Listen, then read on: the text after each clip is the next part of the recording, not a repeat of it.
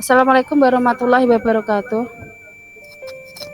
Waalaikumsalam warahmatullahi wabarakatuh. Terima kasih kepada Bapak Ibu Guru yang hari ini pada tanggal 27 Oktober dapat menghadiri diseminasi saya, Nur Mardiah, dalam rangka aksi nyata modul 14 tentang budaya positif. Mohon operator Pak Heri.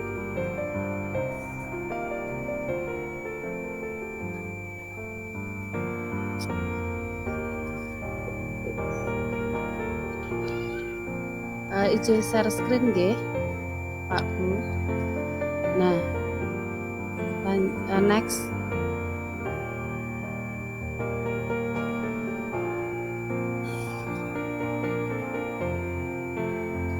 Ya, adapun tujuan dari diseminasi ini adalah CGP dalam hal ini adalah saya dapat menyampaikan pembelajaran dari penerapan konsep inti dari modul budaya positif serta pemahaman mengenai konsep-konsep inti dalam modul budaya positif. Next. Nah, adapun kegiatan diseminasi hari ini adalah saya akan menyampaikan materi, kemudian nanti juga ada tanya jawab selama sesi. Ada juga ice breaking agar nanti kita tidak bosan, dan yang terakhir adalah refleksi serta umpan balik. Nah, sebelum acara dimulai, kita berdoa dulu ya Pak Bu. Adakah ya dari salah satu Bapak Ibu yang mungkin bisa memimpin doa? Di sini Pak Dwi Guswoyo sudah raise hand, monggo Pak Dwi silakan dipimpin doa.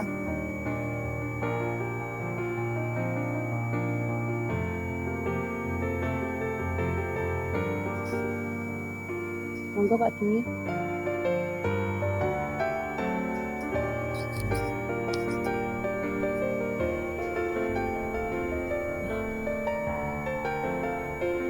Off mic-nya Pak Dwi.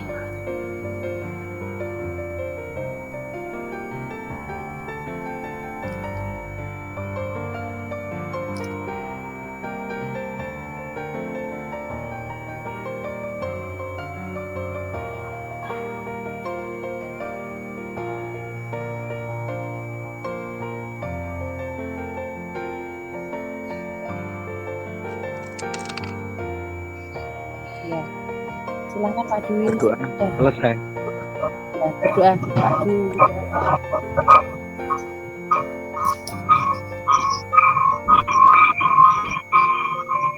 Untuk Putri tolong mic-nya dimatikan dulu.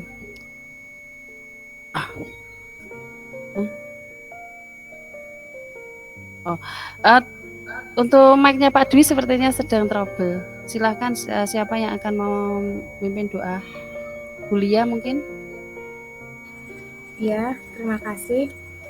Untuk mengawali acara kegiatan diseminasi hari ini, mari kita berdoa sesuai dengan kepercayaan masing-masing. Berdoa mulai.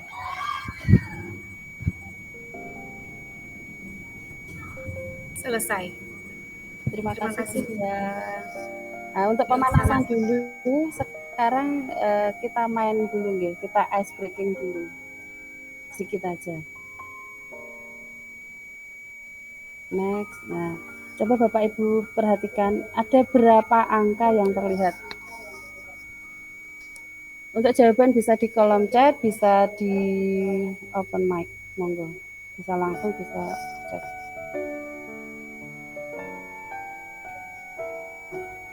Ada berapa angka yang terlihat? 3 angka. Berapa Pak Kun? Berapa Pak Kun? 3. 3. Bisa disebutkan? 6, 8, 4. Ya, yang lain 3 angka lagi. Pak Bulia, Pak Dwi Guswoyo 3 angka. 6. Mbak Lia ada 6, banyak sekali. Ada 6. Berapa Mbak Lia? Iya. Selamat datang Bu Yohana. Terima kasih sudah bergabung. Berapa saja Bu Lia? 6, 8, 9, 2, 1, Yang 4. satunya 4. Kalau Pak Dwi ini resen lagi, monggo. Ada apa? Angka 6, Yo. angka 8, angka 9, angka 4. Katanya itu sih. Sudah itu saja. Oke, terima kasih. Di sini ada 6 angka. Ada 6, 8, 9. Kita cermati lagi. 9, ada 2, ada 4 dan 1. Oke, ada 6 ya. Bulia ya, betul. Tepuk tangan buat Bulia.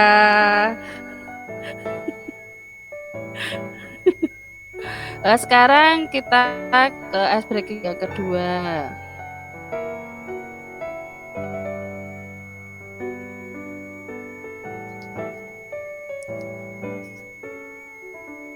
Belum ini. Pesan angka 5. Angka 5-nya banyak sekali. Tapi ada satu angka yang nyelip di situ. Angka berapa ya? Kita cermati.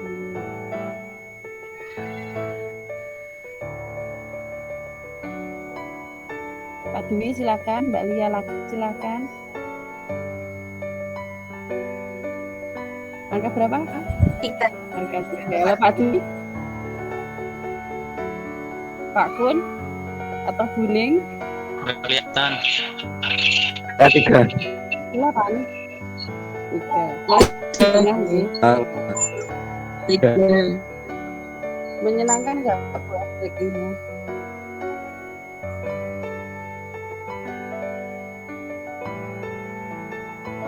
Menangkan, Bu. Oh ya. Tapi saya akan minta Bapak Ibu dulu untuk memberikan ice breaking agar nanti tidak pesan. Saya masuk ke materi yang pertama.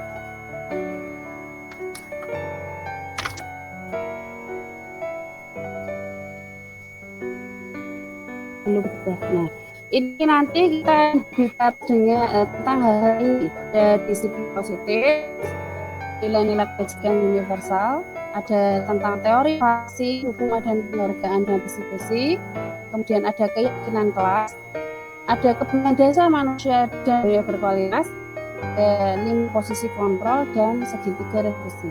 Apakah Bapak Ibu pernah mendengar salah satu atau salah dua atau malah pernah mendengar semuanya? Coba, adakah yang pernah mendengar ini tentang apa?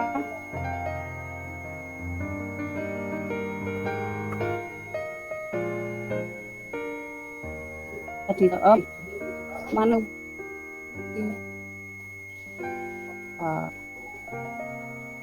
Putri, coba masalah yang sebelumnya coba. Nah, hal ini adakah yang pernah didengar? Mungkin Putri atau Bulia, Buning, Pak Kun, atau yang lain? Manakah yang Anda dengar?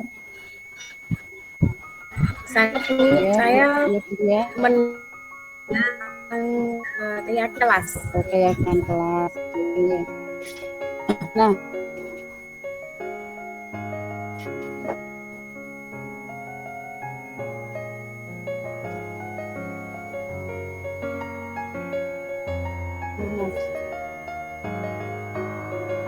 untuk slide berikutnya sepertinya ada kendala sinyal. Nah, sekarang mari kita mengenal perubahan paradigma melalui kegiatan kepalan tangan. Coba Pak Ibu, jika ada Bapak Ibu ada kertas di samping Anda, coba sobek saja kecil gitu, kemudian genggam. Coba kita genggam kertas kecil tadi, okay? Nah, Anda adalah A dan di samping Anda adalah B. Teman Anda yang di sebelah itu seolah-olah ingin Anda membuka kepalan tangan Anda. Dia boleh mengancam, boleh menghadik, boleh merayu atau menyuap, yang penting Anda mau untuk membuka kepalan tangan. Menurut Anda, apa yang terjadi? Masih digenggam nggak Pak Bu? Coba di on mic, off cam biar saya tahu dan melihat.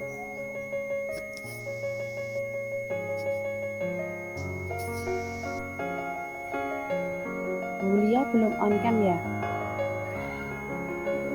Oh, sudah. Oh, mungkin sinyalnya gitu. Nah, dari kegiatan kepalan tangan ini, apakah Anda akan membuka kepalan tangan Anda? Dan ataukah Anda tidak akan membuka kepalan tangan Anda? Adakah yang bisa menjawab ini? Mungkin salah satu bisa on mic saja.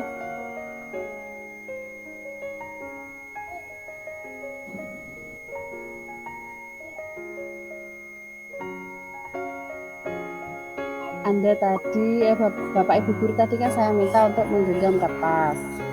Nah, setelah itu ada salah satu teman Anda ingin Anda membuka kertas tersebut dengan cara merayu, mengancam, pokoknya harus dibuka. Tapi Anda tidak mau atau Anda tiba-tiba ingin membukanya. Nah, yang saya tanyakan, kalau Anda ingin membuka kepalan tangan Anda ataupun Anda tidak mau membuka kepalan tangan Anda ini, alasannya apa? Jika dihubungkan dengan kendali kontrol.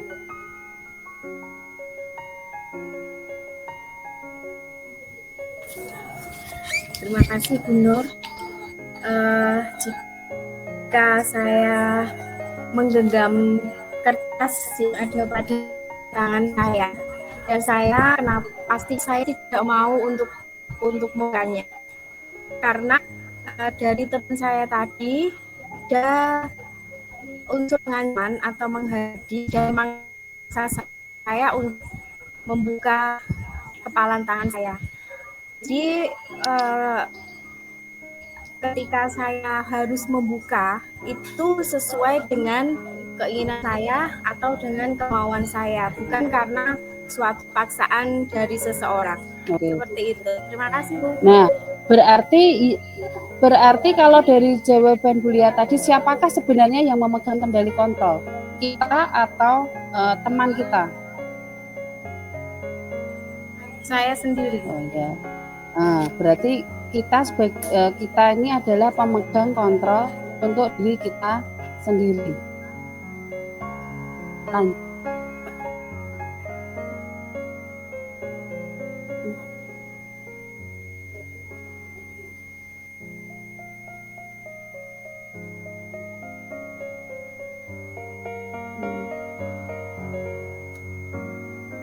Lanjut Pak. Next. Nah, dari kegiatan tadi ada miskonsepsi tentang makna kontrol. Yang pertama, ilusi bahwa guru dapat mengontrol murid. Yang kedua, ilusi bahwa semua penguatan positif itu efektif dan bermanfaat. Yaitu ilusi bahwa dan membuat orang merasa bersalah dapat menguatkan karakter. Yang terakhir, ilusi bahwa orang dewasa memiliki hak untuk memaksa. Next. Nah, bagaimana seseorang bisa berubah dari paradigma stimulus respon kepada pendekatan teori kontrol? Jika kita ingin membuat sesuatu kemajuan itu sedikit demi sedikit, jadi tidak bisa langsung lari cepat gitu, tidak bisa. Jadi sedikit demi sedikit. Tolong Pak di full screen untuk yang atasnya. Ya, di full screen biar kelihatan perbedaan antara stimulus kontrol dan apakah sudah terlihat Pak Bu? Untuk perbedaan antara stimulus kontrol dan teori kontrol. Sudah Bu. Oh sudah. Di sini kita bisa lihat antara stimulus respon dan teori kontrol. Jadi kalau stimulus respon itu realita yang atau kebutuhan kita tuh dianggap sama, sedangkan untuk teori kontrol ini realita atau kebutuhan kita tuh berbeda. stimulus respon semua orang melihat itu sebagai hal yang sama, tapi kalau teori kontrol semua orang memiliki gambaran yang berbeda. Dalam stimulus respon kita mencoba mengubah orang agar berpandangan sama dengan kita, tetapi untuk teori kontrol kita berusaha memahami pandangan orang lain tentang dunia. Untuk yang lain bisa Bapak Ibu cermati di sini ada perbedaan antara stimulus respon dan stimulus kontrol. Next Pak.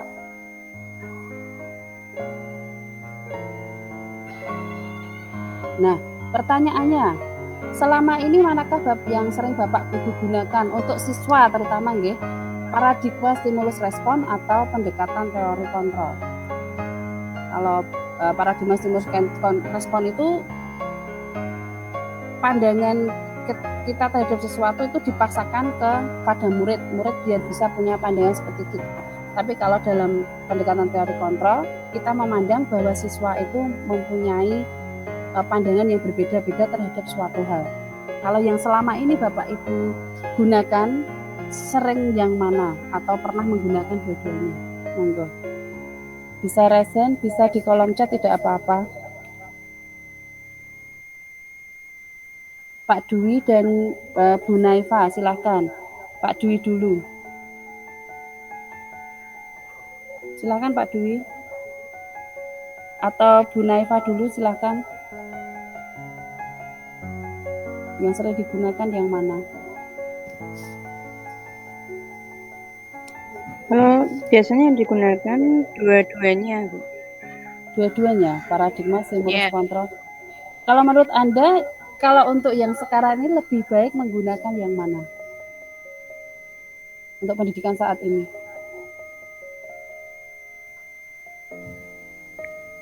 Yang stimulus respon, Bu. Stimulus respon. Berarti kita sebagai guru mau istilahnya meminta murid untuk berpandangan sama dengan kita, nggih.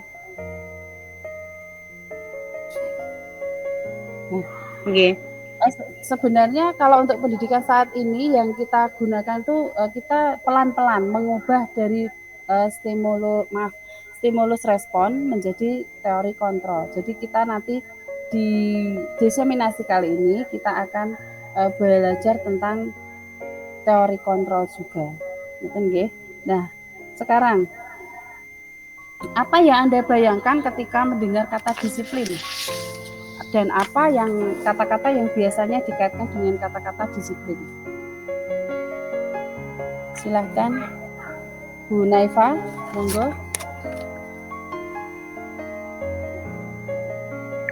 Ya, ketika mendengar kata disiplin, saya membayangkan itu adalah tata tertib, kepatuhan, tertib akan aturan. Jadi berhubungan dengan tata tertib, aturan. Apakah berhubungan juga dengan hukuman kira-kira? Kalau tidak disiplin mungkin atau akan mendapat hukuman atau bagaimana?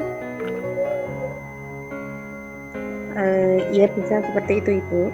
Oke. Next Pak.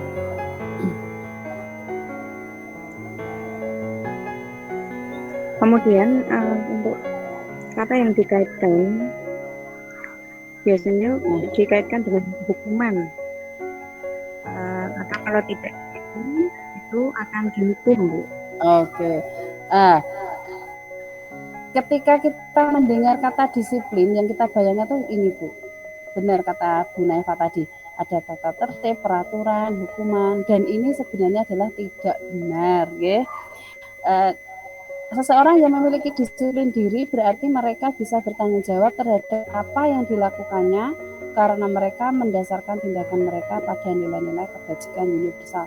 Jadi inginnya seseorang atau murid ini melakukan disiplin diri itu karena mereka meyakini ada nilai-nilai kebajikan ketika saya melakukan disiplin, bukan karena takut dihukum atau bukan karena ingin mendapat penghargaan.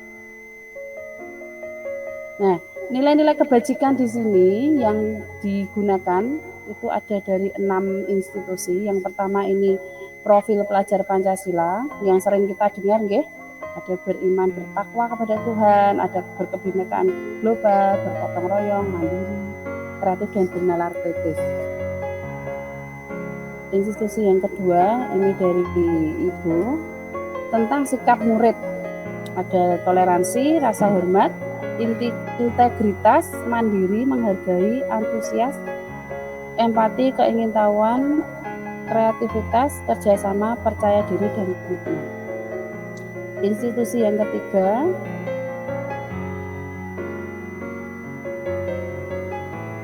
dari 9 pilar karakter. Nah, intinya dari apa yang ditulis di sini itu adalah nilai-nilai kebajikan yang nantinya diharapkan ada pada siswa.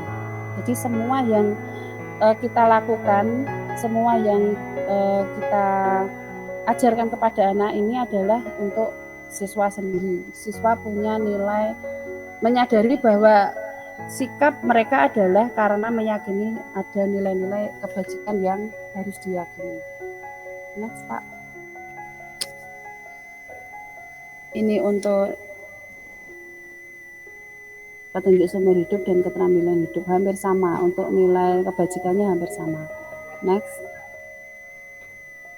Ini the 7 essential virtues, juga hampir sama.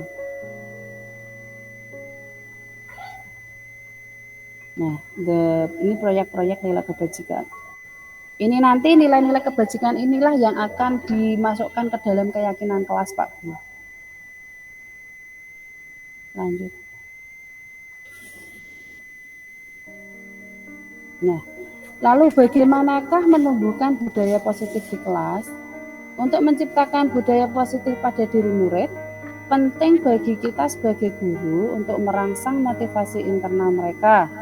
Hal ini dapat dicapai dengan menanamkan nilai-nilai positif sehingga mereka menyadari bahwa nilai tersebut adalah nilai-nilai kebajikan. Next. Nah, coba perhatikan kasus berikut ini. Ada 3 kasus. Ryan selalu membuang sampah di tempatnya agar tidak mendapat sanksi dari Bapak Ibu guru.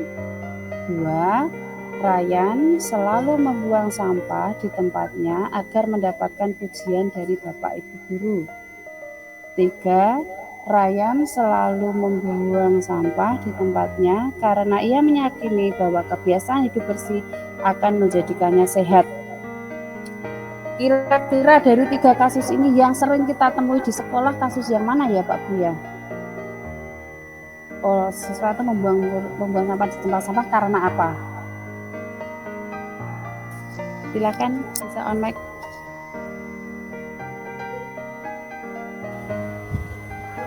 Saya Bu, saya sering melihat untuk anak-anak di SD itu lebih ke studi kasus 1.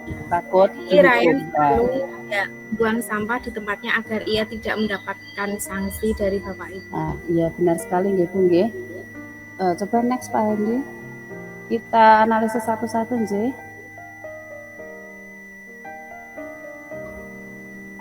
Nah, pada studi kasus 1 dan 2, Ryan ini melakukan hal tersebut karena adanya motivasi eksternal, motivasi dari luar. Pada kasus 1, ia melakukan membuang sampah karena ingin menghindari hukuman. Pada kasus 2, karena ingin mendapatkan penghargaan. Nah, yang diinginkan oleh kita nanti sebagai guru adalah Ryan ini atau siswa mempunyai motivasi internal dari dirinya sendiri. Jadi dia memang ingin membuang sampah di tempat sampah karena dia mempunyai nilai positif yang ia yakini yaitu kebersihan dan kesehatan. Jadi, saya membuang sampah di tempat sampah karena ingin tempat saya bersih dan akhirnya sehat, seperti itu. Inginnya seperti itu. Jadi diharapkan nanti murid-murid ini mempunyai keinginan dari dirinya sendiri untuk menjaga kebersihan dengan cara membuang sampah di tempat sampah. Jadi bukan karena takut dihukum atau mendapat penghargaan. Next.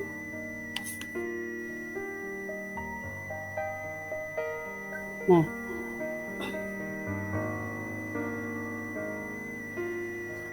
kita sekarang masuk ke motivasi perilaku manusia.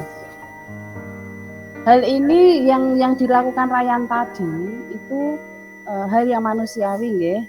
Nah, ini disampaikan oleh Diane Gosen dalam bukunya Restructuring School Discipline. Ada 3 motivasi perilaku manusia, yaitu untuk menghindari ketidaknyamanan atau hukuman, yang kedua untuk mendapatkan imbalan, dan yang ketiga memang untuk menjadi orang yang mereka inginkan dan menghargai diri sendiri dengan nilai-nilai yang mereka percaya. Sebagai guru, kita inginnya kan anak itu menjadi yang nomor 3, nggih. Anak-anak ini mulai mempunyai kesadaran sendiri. Dan motivasi ini berasal dari diri murid sendiri atau yang kita sebut dengan motivasi internal. Next. Nah, pertanyaannya. Sekarang pertanyaan kalau tadi kan untuk yang dari siswa. Ini ada pertanyaan untuk kita sendiri sebagai pendidik. Sebagai pendidik, Anda diperlukan hadir pada suatu pelatihan. Apakah Anda hadir karena tidak ingin ditegur, ataukah ingin dipuji, ataukah ingin mendapat penghargaan, atau memang ingin menjadi pembelajar sepanjang hayat, atau memang ingin mencari ilmu di situ? Coba, bagi Bapak Ibu guru pasti kan sering mendapat undangan seminar-seminar seperti itu, nggih. Dan ketika Anda hadir, itu tujuannya apa gitu? Coba dari Bapak Ibu guru. Monggo Bu Tristiawati.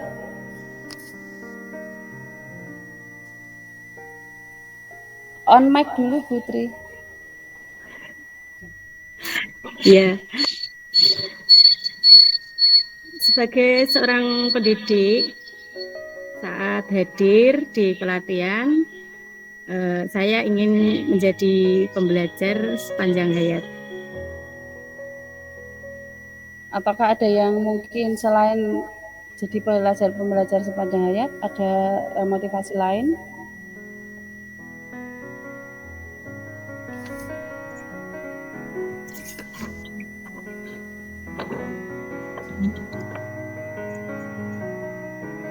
Mungkin ingin ketemu teman, atau hanya ingin dapat sertifikat mungkin.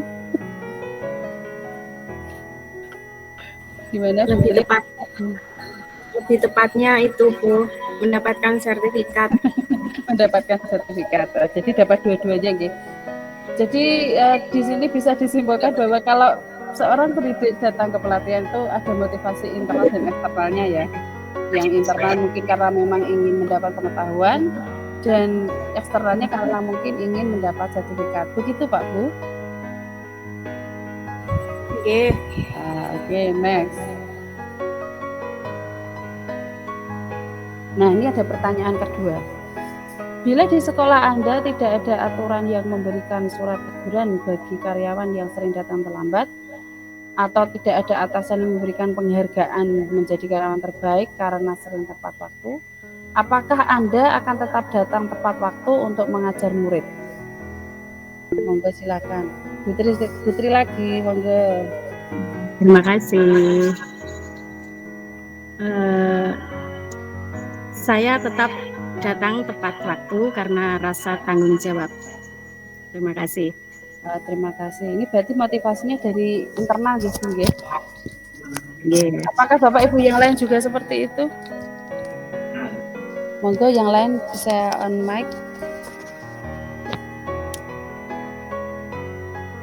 Datang ke sekolah karena tepat waktu. Jadi bukan karena ingin didapat penghargaan, nggih. Bu Muniroton, monggo. Silakan. Ingin melaksanakan kewajiban. Untuk melaksanakan kewajiban ya. Terima kasih Bu Muniroton. Jadi kalau misalnya kita ingin melakukan sesuatu itu memang harus dari diri internal sendiri meskipun kita tidak akan mendapat penghargaan. Ngaten nggih Pak Bu. Sekarang next yang tadi. Nah, kita lihat dari perilaku siswa sekarang. dari untuk menghindari hukuman, mendapat penghargaan, atau mungkin memang murid ini punya motivasi internal dari dirinya sendiri. Yang sekarang ini Bapak Ibu, murid-murid Bapak Ibu, manakah yang paling sering ditemui di kelas? Murid itu melakukan sesuatu karena apa? Tidak ingin dihukum, atau memang ingin mendapat penghargaan, atau memang kesadaran sendiri? Coba dari Bapak Ibu.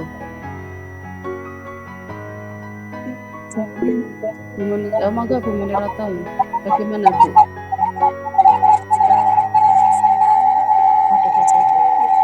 Menurut saya motivasi eksternal karena takut dihukum oleh guru. Mungkin seperti itu ya. Nah, sekarang kalau kebanyakan seperti itu, sekarang strategi apa yang bisa Anda terapkan untuk menanamkan disiplin positif pada murid Anda? Agar murid ini bisa mempunyai motivasi internal. Monggo Bu Munirata. Membagikan contoh langsung kepada anak. Nah, contohnya bagaimana Bu? Contoh sederhana saja.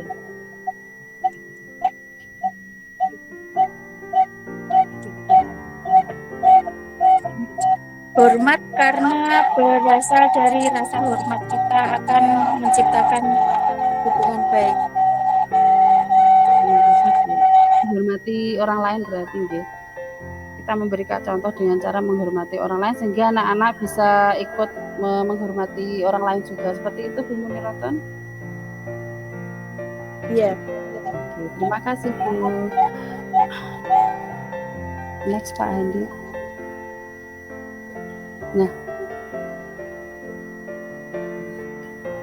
Nah, sekarang saya ingin Bapak Ibu menjawab ini hanya setuju atau tidak. Bapak Ibu yang lain boleh menjawab on mic, tidak apa-apa. Semua peserta bisa menjawab. Karena saya punya pendapat sendiri ya. Setuju atau tidak jika hukuman dapat mendisiplinkan anak? Monggo. Setuju atau tidak bahwa hukuman dapat mendisiplinkan anak? Bu Munirata atau Iya, siapa? tidak. Tidak setuju. Untuk yang lain? Bahwa hukuman dapat mendisiplinkan anak, benar atau setuju atau tidak? Bu Tristiawati mungkin?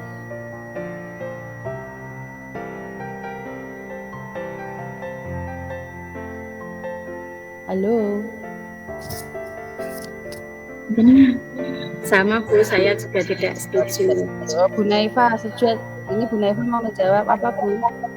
Setuju atau tidak? Kurang setuju Bu. Ini setuju atau tidak gitu? Tidak. Oke. Sekarang yang kedua, pemberian hukuman dengan hal positif seperti membaca atau membersihkan halaman sekolah dapat meningkatkan disiplin anak. Setuju atau tidak? Tidak Bu. Yang nomor 3, memberi penghargaan dapat meningkatkan motivasi belajar siswa. Nah, Bu Setuju. Naifa, setuju. Bu Naifa menjawab nomor berapa ini? Nomor 3. Nomor 3 setuju. Berarti untuk penghargaan setuju nggih? Nah, kita lihat dulu. Sekarang kita lihat. Next, Pak. Sekarang kita akan berbicara tentang hukuman, penghargaan, dan konsekuensi. Next. Next. Nah, semua hukuman dan penghargaan ini ada dampaknya. Oke? Dampaknya ini seperti ini. Hukuman dapat menciptakan perasaan tidak nyaman. Kalau kita terapkan pada diri kita, kalau kita melakukan kesalahan, kita mendapat hukuman, pasti kita tidak nyaman, ya toh? Nah, penghargaan juga seperti itu. Penghargaan itu juga ada dampak negatifnya. Meskipun kelihatan menyenangkan, penghargaan itu sebenarnya memiliki dampak negatif karena menciptakan ketergantungan pada murid. Jadi, aku melakukan sesuatu yang bagus biar dapat penghargaan. Tapi ketika nanti tidak dapat penghargaan, dia tidak akan melakukan hal yang bagus seperti itu. Itu dampak negatifnya. Terus ketergantungan pada penghargaan. murid ini nanti akan cenderung bergantung pada penghargaan sehingga jika tidak diberi penghargaan mereka akan mengabaikan. Nah, yang paling bagus adalah kita mengajarkan atau merangsang anak-anak ini untuk mempunyai motivasi internal. Jadi nanti kita tujuannya agar anak-anak melakukan sesuatu adalah dari dirinya sendiri. Ngoten nggih Pak Bu. Next. Nah, beberapa poin tentang penghargaan. Terima kasih tadi yang sudah menjawab setuju, tapi ini ada beberapa poin tentang penghargaan. Bahwa penghargaan tidak efektif, penghargaan itu merusak hubungan, penghargaan itu mengurangi ketepatan, penghargaan itu menurunkan kualitas, penghargaan itu mematikan kreativitas, dan penghargaan itu menghukum. Jadi ini poin penting tentang penghargaan. Jadi di sini bisa kita lihat bahwa penghargaan ini termasuk dalam motivasi eksternal. Padahal yang kita harapkan dari siswa adalah siswa mempunyai motivasi internal. Next, Pak.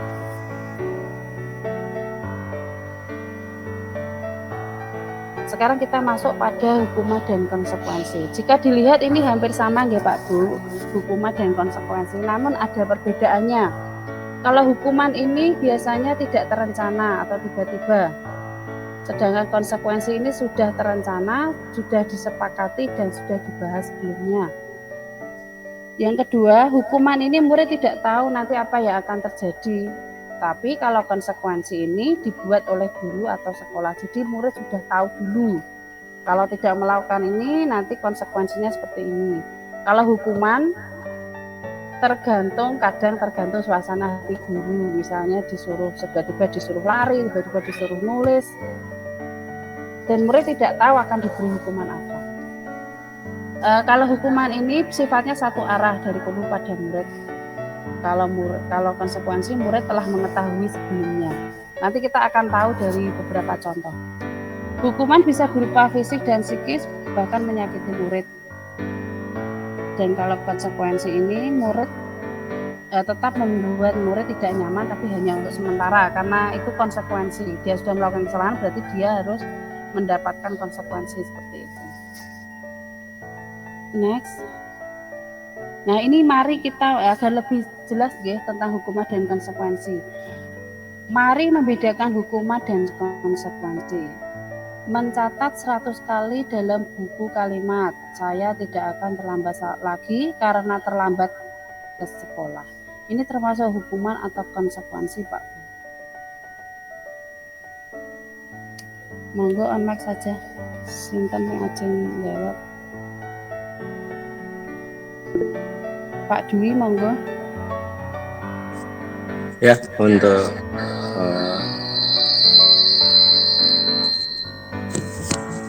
mencatat 100 kali itu termasuk konsekuensi. Untuk yang lari mengelilingi lapangan? Lari mengelilingi lapangan itu karena ini fisik ya, hukuman ini. Membersihkan coretan? Membersihkan itu konsekuensi. Untuk yang murid disuruh push up? Minta push up ini juga fisik ya. Jadi hukuman. Yang terakhir? Untuk selanjutnya menggantikan kertas itu konsekuensi. Kira itu. Mencatat 100 kali ini saya tidak akan terlambat lagi karena ke sekolah ini hukuman, Pak, karena ini termasuk menyangkut fisik juga.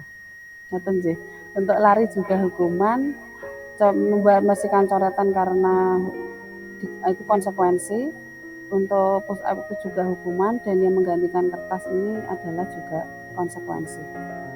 Jadi sekarang kita bisa membedakan ya antara hukuman dan konsekuensi ya Pak Bu. Next Pak. Nah, pertanyaannya, apakah hukuman, konsekuensi maupun penghargaan ini efektif untuk diterapkan dalam rangka mendisiplinkan murid? Coba Bapak Ibu mungkin ada yang punya pendapat. Kira kok tidak ya? Oh tidak, kenapa Pak? Ya, karena ini kan semuanya mungkin bisa baik hukuman, konsekuensi sama hukuman dan wajib ya, itu membuat peserta didik kurang nyaman. Kurang nyaman. Berarti tidak Anda benar Pak, jenengan benar Pak. Jadi hukuman, konsekuensi maupun penghargaan ini hanya motivasi eksternal saja. Yang diharapkan tadi kan dari awal adalah siswa mempunyai motivasi internal. Jadi punya kesadaran sendiri untuk melakukan sesuatu seperti itu. Dan kalau murid punya kesadaran sendiri untuk melakukan sesuatu, itu akan berkelanjutan nanti di masa depan. Karena kan untuk misalnya setelah tidak sekolah gitu ya, kan tidak ada nanti akan memberikan penghargaan kalau dia melakukan sesuatu yang baik. Tapi kalau dia punya nilai motivasi intrinsik, motivasi dari dalam diri sendiri, dia akan melakukan sesuatu kalau memang kesadaran sendiri. Terima kasih Pak Dwi. Nah, untuk menumbuhkan kesadaran internal siswa itu kita bisa melalui cara menyusun keyakinan kelas. Bapak Ibu ada yang sudah pernah mendengar keyakinan kelas? Ya, ya udah. Sekarang next. Nah, mengapa kok disebut keyakinan kelas? Mengapa bukan peraturan kelas? Nah, di sini ada pertanyaan begini, mengapa kita harus menjaga lingkungan sekitar kita? Mungkin jawaban kita adalah untuk kesehatan. Nilai kesehatan itulah yang disebut dengan keyakinan. Seseorang akan lebih tergerak dan bersemangat untuk menjalankan keyakinannya daripada hanya mengikuti serangkaian peraturan tertulis tanpa makna. Jadi kalau peraturan mungkin seperti ini, jangan membuang sampah sembarangan, buanglah sampah pada tempatnya, udah gitu aja. Tapi tidak ada, kadang murid tidak tahu kenapa kok harus membuang sampah di tempat sampah. Kadang ada yang tidak tahu lah, makanya dibuatlah keyakinan kelas dengan menggunakan nilai-nilai kebajikan tadi. Misalnya kesehatan, nilai kesehatan, berarti nanti perilakunya membuang sampah di tempat sampah. Jika dibandingkan dengan kata jangan membuang sampah sembarangan dengan kata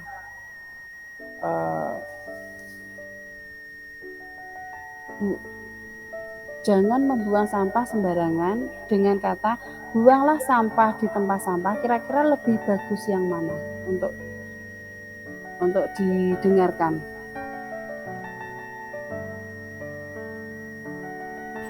Iya. Buanglah sampah. Nah, jadi nanti ketika kita, terima kasih Bu ya. Jadi nanti ketika kita membuat keyakinan kelas untuk perilakunya, kita menggunakan kata-kata, hindari kata-kata yang menggunakan tidak dan hindari kata-kata yang menggunakan jangan. Jadi kita berusaha untuk membuat kata-kata ini positif. Next. Nah, apa itu keyakinan kelas? Keyakinan kelas ini adalah nilai-nilai kebajikan universal yang disepakati secara tersirat dan tersurat, lepas dari latar belakang suku, negara, bahasa, maupun agama. Keyakinan tersebut akan dapat memotivasi dalam diri seseorang. Intinya seperti tadi, semua itu kembali kepada siswa. Kita harus mengajarkan, merangsang bagaimana siswa ini mempunyai nilai motivasi internal dari nilai-nilai kebajikan universal tadi, Pak. Lanjut. Dan nilai-nilai universal ini dituangkan dalam keyakinan kelas. Nah, bagaimana langkah-langkah untuk menyusun keyakinan kelas? Di sini ada beberapa langkah yang namanya keyakinan kelas ini berbeda dengan peraturan, nggih. Kalau peraturan mungkin harus dibuat oleh guru, tapi kalau keyakinan kelas ini harus dibuat bersama siswa, kesepakatan dengan siswa. Yang pertama adalah mengadakan curah pendapat dengan siswa. Yang kedua, mencatat semua masukan-masukan. Yang ketiga, menyusun keyakinan kelas sesuai prosedur pembentukan keyakinan kelas. Yang keempat, meninjau kembali daftar curah pendapat yang sudah dicatat. Yang keempat, tinjau ulang keyakinan kelas secara bersama-sama untuk disepakati bersama. Yang keempat, yang terakhir ini adalah ditempel di dinding kelas. Mencurahkan pendapat pasti dengan musyawarah. Terus kemudian kita meminta siswa untuk memberikan masukan-masukan, kelasnya ingin ada peraturan atau ingin ada hal-hal seperti apa, silahkan ditulis di sebuah kertas atau seperti apa. Bisa dibatasi mungkin satu murid satu atau satu murid dua peraturan saja. Terus kemudian belum Pak.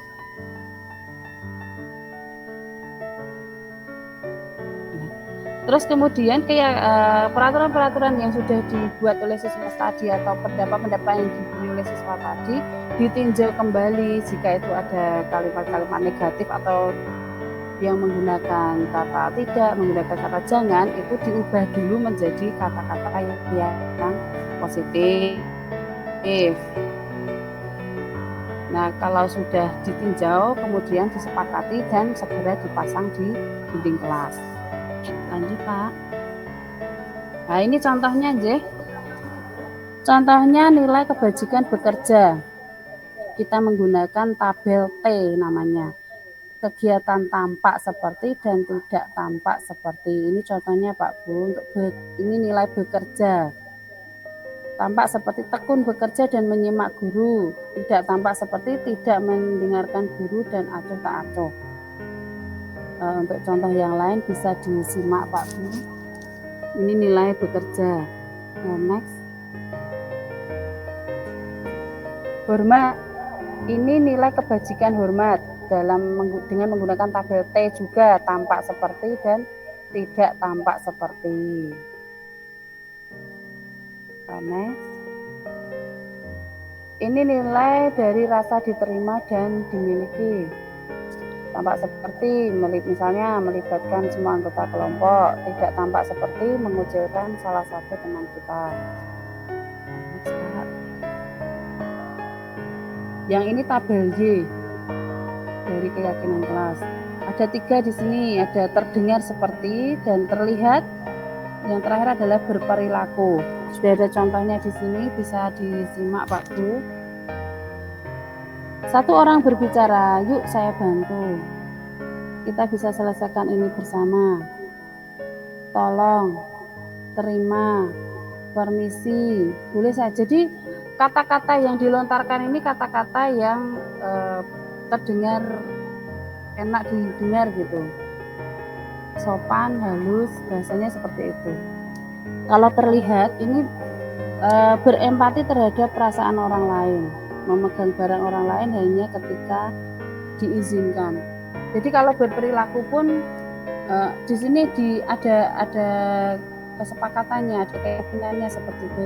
Bahwa saya tidak boleh memegang benda punya teman saya kecuali ada izin.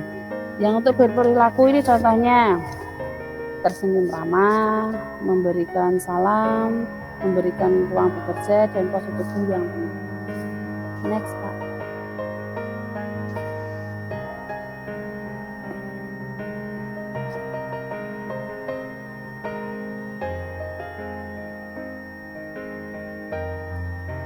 Belum berubah.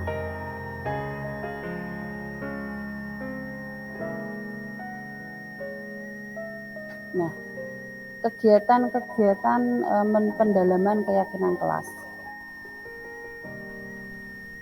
Kegiatan ini ada tugas saya dan tugas kamu. Di sini adalah karena di kelas itu tugas guru, tugas murid. Nah, berikut adalah langkah-langkahnya. Guru membuat bagian berisi 4 kotak. Masing-masing kotak berjudul guru tugasnya, sebelahnya murid tugasnya, bawahnya guru tugasnya bukan titik-titik, murid tugasnya bukan titik-titik. Ini juga berdiskusi dengan siswa sih. Next Pak. Saya akan beri contoh langsung. Nah, seperti ini. Kegiatan pendalaman keyakinan kelasnya seperti ini. Kita harus tahu tugasnya guru itu apa, kita harus tahu tugas murid itu apa, dan kita juga harus tahu guru itu tugasnya bukan ini loh, murid itu juga tugasnya bukan seperti ini loh. Jadi ini kegiatan pendalaman keyakinan kelasnya seperti ini, dibagi seperti ini, membuat bagan. Next Pak. Nah, Tadi dari Bapak Ibu sudah mengatakan bahwa ada yang membuat keyakinan kelas. Dari salah satu Bapak Ibu, apakah bisa berbagi pengalamannya di sini? Monggo, saya persilakan.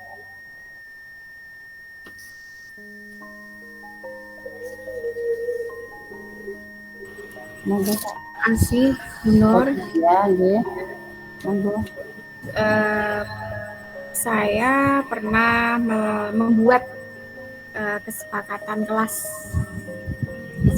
kelas yang di sini saya pertama-tama ingin memberikan pengalaman saya dalam membuat kesepakatan kelas. Yang pertama adalah membuat jadwal atau menentukan hari bersama siswa untuk membuat kesepakatan kelas, berdiskusi bersama siswa untuk membuat kesepakatan kelas. Yang ketiga, menentukan poin-poin yang menjadi kesepakatan kelas.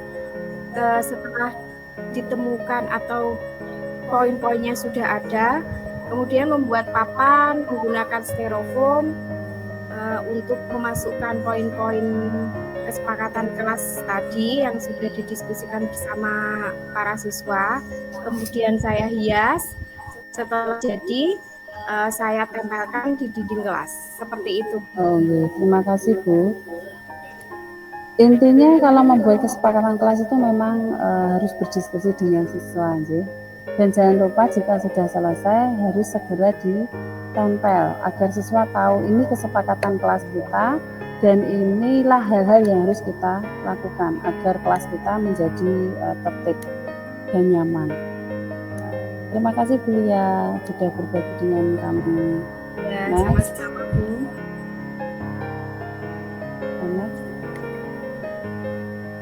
Nah, kebutuhan dasar manusia. Pada dasarnya setiap manusia itu melakukan sesuatu atau tidak ingin melakukan sesuatu pasti bukan tanpa alasan. Mereka melakukannya karena ingin memenuhi kebutuhan dasarnya. Next. Di sini ada 5 kebutuhan dasar manusia. Dalam hal ini murid ya, ada bertahan hidup, ada kasih sayang dan rasa diterima, ada kebebasan, ada kesenangan, dan ada penguasaan. Next, kita akan bahas satu-satu Pak Bu.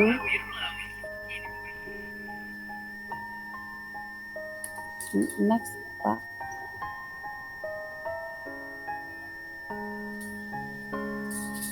Nah, kebutuhan dasar manusia yang pertama ini biasanya meliputi kebutuhan fisik ya, mulai dari kesehatan, rumah, makanan, dan psikologi, pokoknya berhubungan dengan fisik.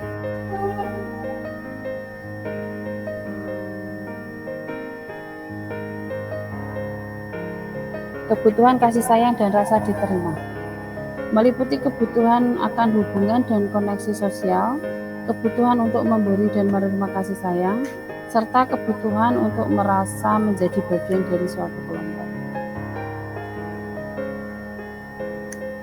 Kebutuhan penguasaan meliputi kebutuhan pengakuan atas kemampuan diri. Selanjutnya adalah kebutuhan kebebasan, meliputi kebutuhan akan kemandirian dan otonomi, memiliki pilihan dan mampu mengendalikan arah hidup seseorang. Kebutuhan kesenangan meliputi kebutuhan untuk mencari kesenangan, bermain dan tertawa. Ini 5 kebutuhan manusia. Next Pak.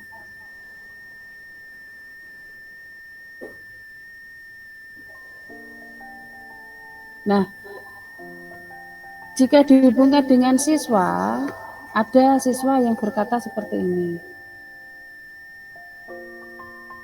Aku bosan, ingin belajar di luar kelas juga. Kira-kira kebutuhan apa yang ingin dipenuhi yang dibutuhkan oleh siswa tersebut? Aku bosan, aku ingin belajar di luar kelas.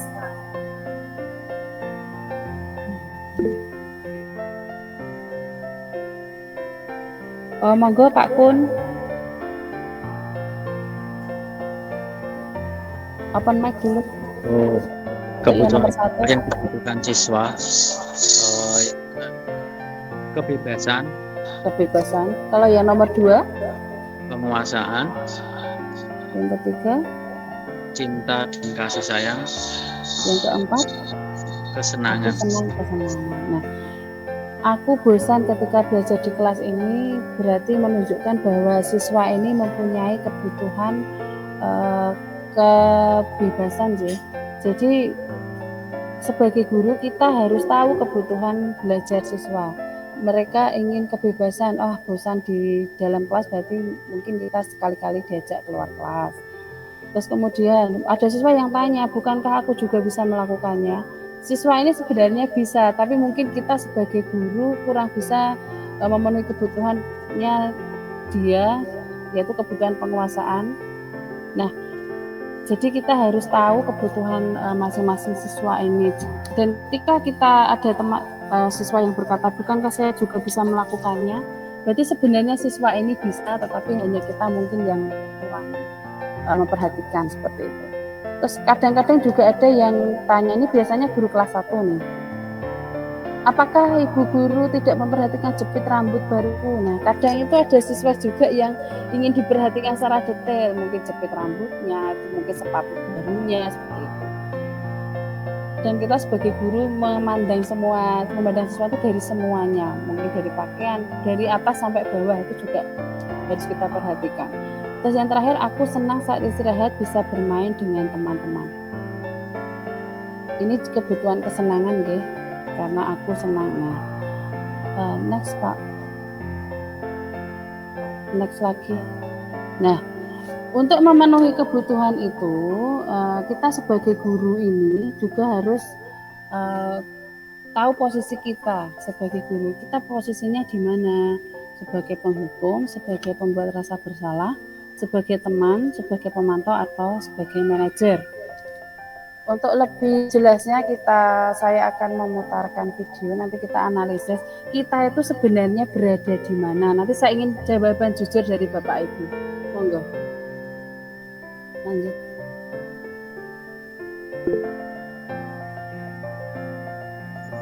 Maaf Pak Gus. Cek. Iya. Terima kasih. Saya akan menjawab, yaitu kadang kita di posisi manakah gitu ya, di saat kontrol gitu ya. Itu kita saat itu di posisi menghukum, kadang membuat rasa bersalah, atau kadang memantau, kadang manajer, tergantung situasi atau suasana hati gitu. Tergantung suasana hati. Oke, terima kasih. Nah, untuk lebih jelasnya kita akan lihat dulu video berikut ini. Kenapa kok Pak Kur ini bisa kadang di posisi penghukum, kadang di posisi rasa bersalah, di posisi yang lain. Untuk Pak, next. Ini ada contohnya, silakan.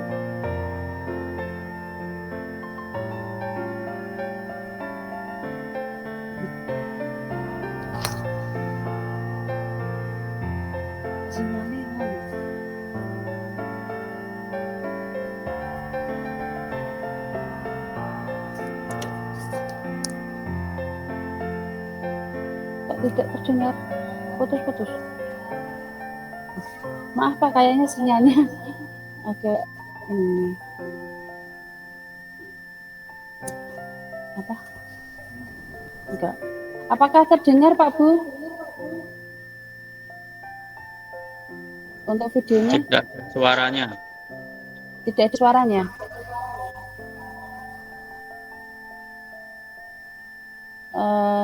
Coba di stop sharing dulu Pak. Pak Andi, tolong di stop sharing dulu. Stop sharing dulu. Iya. Stop sharing dulu. Coba saya bantu ini deh, yang saya ganti menggunakan ini.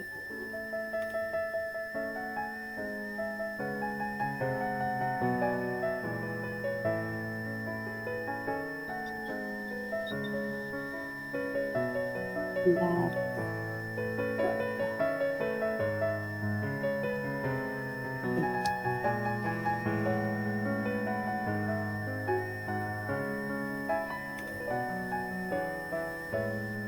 Terlihat Pak Bu? Terlihat atau tidak?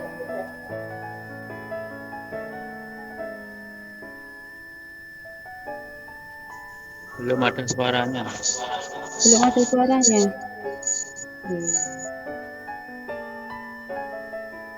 Tapi untuk videonya bisa terlihat.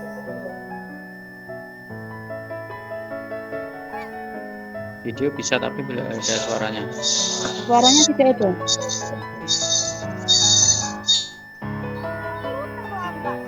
Kalau seperti ini? Sudah. Sudah. Apa coba? Alasan kamu apa lagi? Kapan sih kamu tidak terlambat? Malas sekali ya kamu jadi anak. Saya Dasar pemalas. Gak kapok-kapok sih kamu. Sudah berapa kali terlambat? Sana, kamu keliling lapangan basket 2 kali. Kenapa saya harus keliling lapangan basket, Bu? Kenapa? Kamu mau lawan ibu? Berani-beraninya jawab. Sudah terlambat, masih berani jawab pula. Sekarang, keliling lapangan basket 5 kali sekalian. Biar kapok. Cepat, pergi sana ke lapangan basket.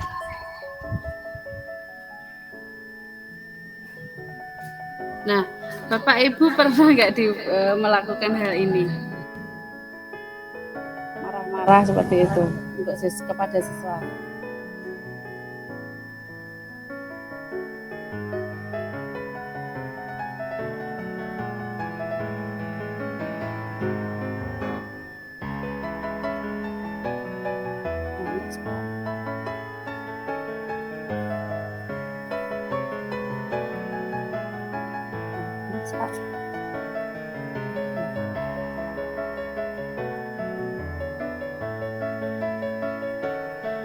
Belum berubah.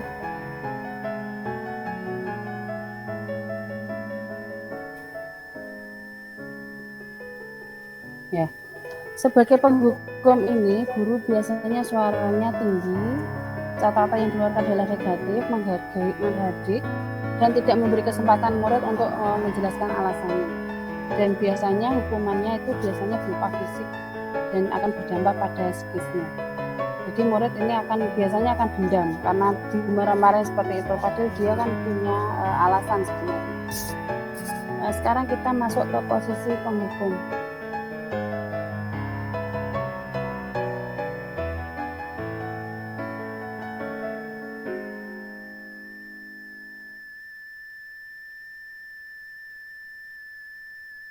Guru dalam posisi pembuat rasa bersalah ini, guru biasanya suaranya ramah, namun kata-katanya itu memojokkan siswa. Biasanya seperti itu. Dan dampaknya ini murid akan menjadi rendah diri dan akan menyimpan emosi dalam dirinya.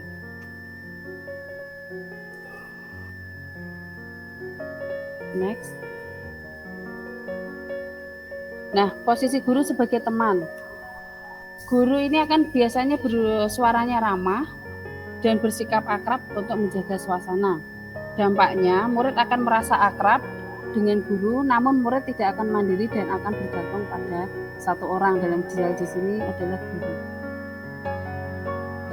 Lanjut, pemantau. Nah, posisi guru sebagai pemantau. Guru menunjukkan sikap dan suara datar dan formal. Terakhir, posisi guru sebagai manajer. Guru akan bersuara dan bersikap tegas dan menanyakan hal-hal yang sifatnya reflektif. Namun tidaknya ini, murid dapat berefleksi atas tindakannya, yaitu mandiri, percaya diri, dan dapat memecahkan masalahnya sendiri. Lanjut, Pak. Lanjut, Pak.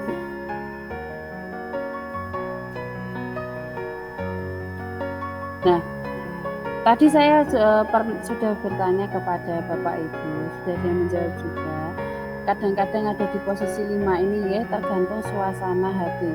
Kalau menurut Bapak Ibu setelah mendengar materi ini, posisi mana yang paling ideal? Posisi penghukum atau pembuat rasa bersalah, atau teman, atau pemantau, atau manajer?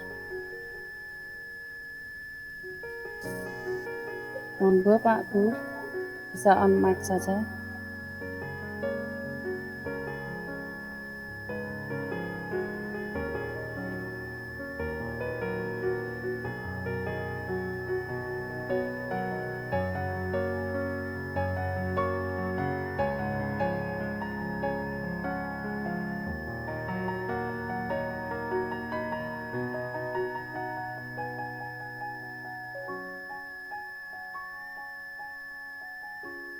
Pak Bu, masih mendengar saya, Nggih?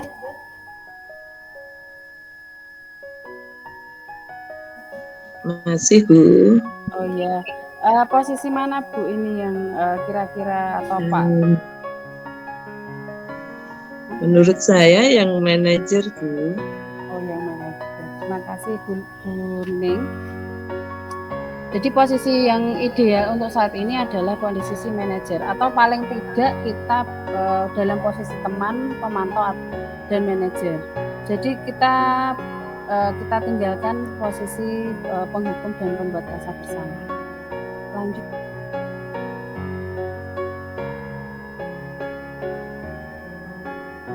Nah, untuk menjadi posisi manajer, kita memerlukan sebuah pendekatan-pendekatan untuk menciptakan disiplin positif. Di sini adalah pendekatan melalui segitiga restitusi. Lanjut, Pak.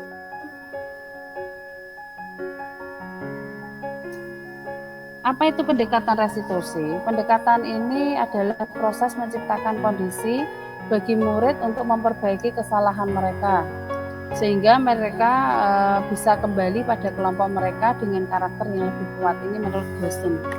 Restitusi juga merupakan proses kolaboratif yang mengajarkan murid untuk mencari solusi untuk masalah dan membantu murid berpikir tentang orang seperti apa yang mereka inginkan dan bagaimana mereka harus memperlakukan orang lain.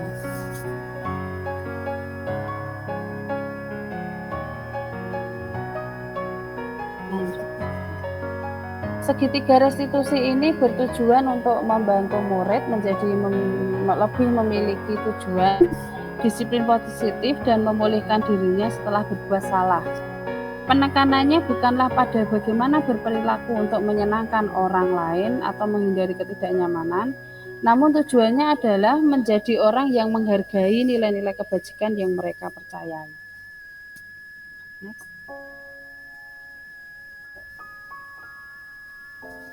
Ada 3 tahapan segitiga restitusi. Yang pertama adalah menstabilkan identitas, tujuannya untuk mengubah identitas anak dari orang yang gagal menjadi melakukan kesalahan, karena melakukan kesalahan menjadi orang yang sukses. Yang kedua adalah menvalidasi tindakan yang salah. Setiap tindakan kita lakukan dengan suatu tujuan. Semua tindakan pasti ada tujuannya, yaitu memenuhi kebutuhan dasar manusia. Dan yang terakhir adalah menanyakan keyakinan. Ketika identitas sukses telah tercapai dan tingkah laku yang salah telah divalidasi, maka murid akan siap dihubungkan dengan nilai-nilai yang dia percaya dan berpindah menjadi orang yang dia inginkan. Lanjut, Pak.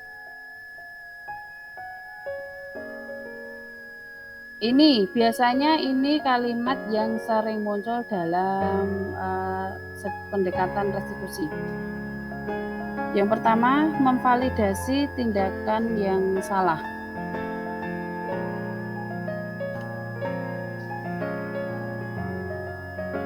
Kalimat yang sering muncul ini adalah kamu tentu punya alasan mengapa melakukan itu. Adakah cara yang lebih efektif untuk mendapatkan apa yang kamu butuhkan?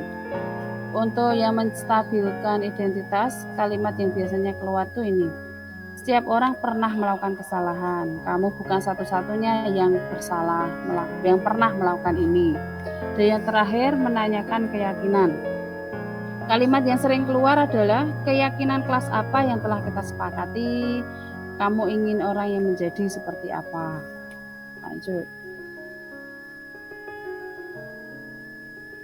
Lanjut aja Pak, langsung ke kesimpulan.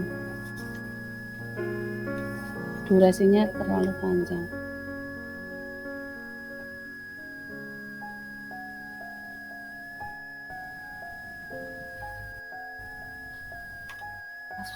terakhir kesimpulan.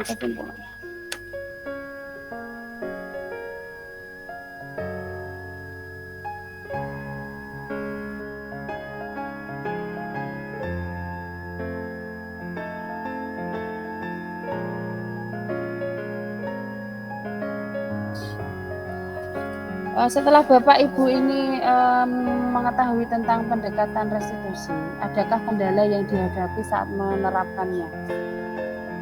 Coba Bapak Ibu, apakah Bapak Ibu pernah melakukan pendekatan restitusi untuk menyelesaikan masalah? Dari Pak Kun atau Bu Ning, Pak Dwi mungkin?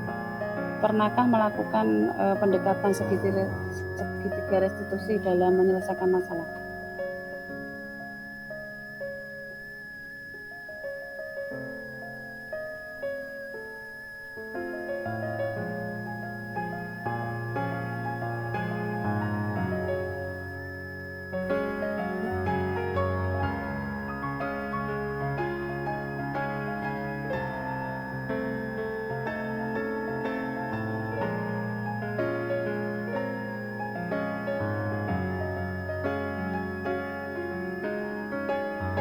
Monggo Pak atau Ibu, apakah jenengan pernah melakukan pendekatan segitiga restitusi dalam menyelesaikan masalah ini? Atau hanya menanyakan kesalahannya apa, kalau sudah seperti itu, atau bagaimana?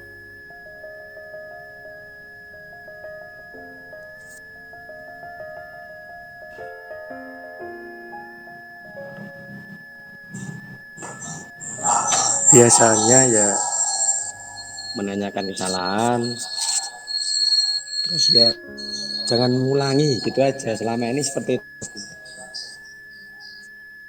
Berarti selama ini belum sampai ke menanyakan keyakinan kelas ya? Belum apa belum sampai ke situ. Baik, setelah ini mungkin kita akan menerapkan segitiga restitusi untuk menyelesaikan masalah agar siswa ini juga tahu kesalahannya, tapi juga bisa mencari solusi atas tindakan yang akan dilakukan ke depannya. Lanjut Pak. Nah, dari materi-materi ini pendekatan holistik atau menyeluruh dalam pendidikan itu harus mengintegrasikan disiplin positif, nilai-nilai kebajikan, teori motivasi, hukuman dan penghargaan secara bijaksana, terus keyakinan kelas serta pendekatan segitiga restitusi dapat membangun hubungan positif antara guru dan siswa dan memenuhi kebutuhan dasar siswa, menciptakan lingkungan kelas yang mendukung dan positif yang merangsang pertumbuhan siswa dalam aspek akademik, emosional, dan moral. Jadi semua yang kita lakukan, disiplin positif yang kita lakukan, kita memberikan contoh yang baik bagi anak, itu semuanya adalah untuk siswa. Agar siswa punya kesadaran sendiri ketika dalam melakukan hal-hal yang baik. Dari materi ini adakah yang ingin ditanyakan dulu Pak Bu?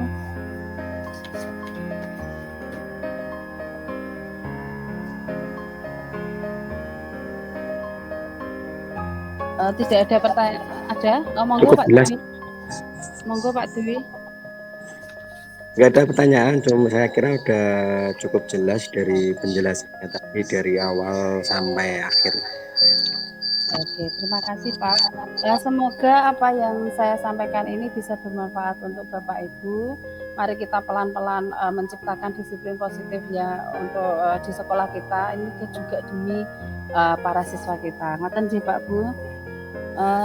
Terima kasih telah mengikuti diseminasi yang saya laksanakan hari ini. Semoga bermanfaat. Dan untuk penutup, adakah yang ingin memimpin doa? Oh iya, ini ada lembar refleksi Pak Bu. Nanti saya kirim ke Jivom Ajen sih. Halo. Nggih Bu. Terima kasih karena ini durasi waktunya juga sudah sangat panjang. untuk refleksi dan umpan balik saya kirim lewat Jibom saja. Saya pimpin doa saja nggih. Bapak Ibu Guru, terima kasih sudah mengikuti diseminasi ini. Semoga bermanfaat. Mari kita tutup acara ini dengan berdoa bersama. Berdoa mulai. Selesai. Terima kasih Pak Bu. Assalamualaikum warahmatullahi wabarakatuh. Waalaikumsalam. Waalaikumsalam warahmatullahi wabarakatuh.